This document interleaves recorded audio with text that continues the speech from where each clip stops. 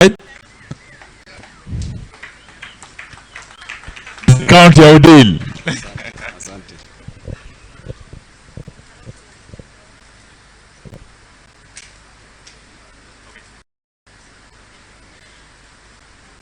Asanteni sana. God is good and all the time. Asanteni sana. To the fourth President of the Republic of Kenya, Uhuru Muigai Kenyatta, His Excellency Raila Amolo Odinga, all the excellencies present, the clergy, ladies and gentlemen, good afternoon. Thank you very much.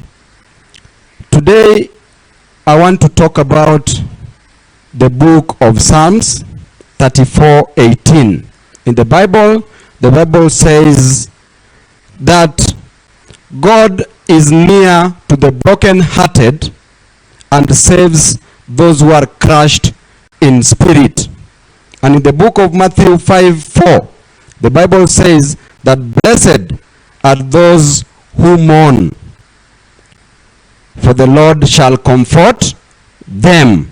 And I can tell you, for our fallen soldiers, the only mistake you did to deserve being killed, the only mistake you did to deserve being maimed, the only mistake you did to deserve being in prison was to fight for your right, was to ask for food in the street, was to ask for justice in the street. The only mistake you did was to be born poor. The only mistake you did was to be born a hustler. The same hustlers' shoulders whom Ruto rode on are the same hustlers he's destroyed. He's decided to kill. And may your souls rest in peace. And I want to say that the Bible says, and this goes to the frivolous government, this goes to this fickle government, this goes to this irresolute government, and this goes to this miscreant government. In the book of Matthew 23, the Bible says that as a leader must be your servant, and he who humbles himself shall be exalted, and he who exalts himself shall be humbled. And who unto you the Pharisees, who washes the outside of the cup, but inside is full of hypocrisy. Inside is full of rot. Inside is full of corruption. Who unto you the Pharisee, who appears very religious from the outside, but inside is full of lawlessness. Inside is full of rage. Inside is full of death.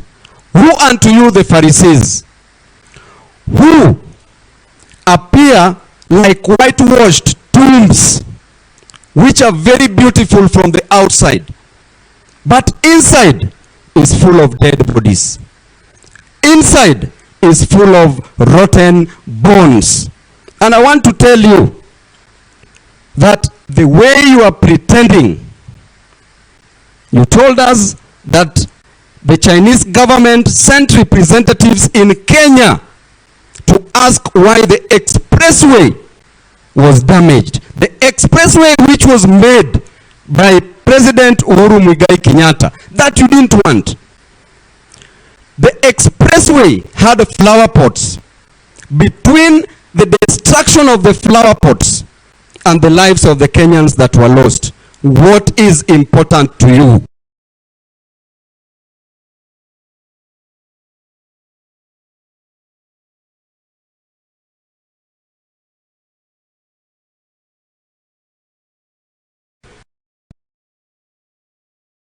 The flower pots.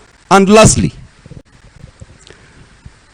this goes to Ruto, that as you destroy the lives, just know that God is watching.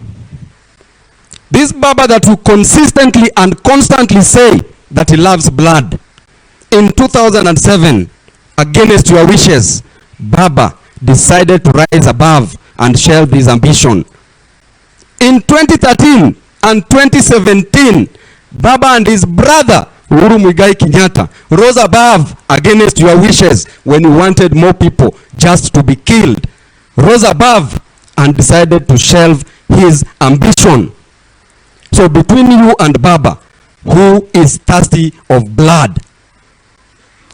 And I want to tell you that continue killing Kenyans. A time is coming that even you, in the last 100 years, those who are there in the last 100 years, they don't exist today.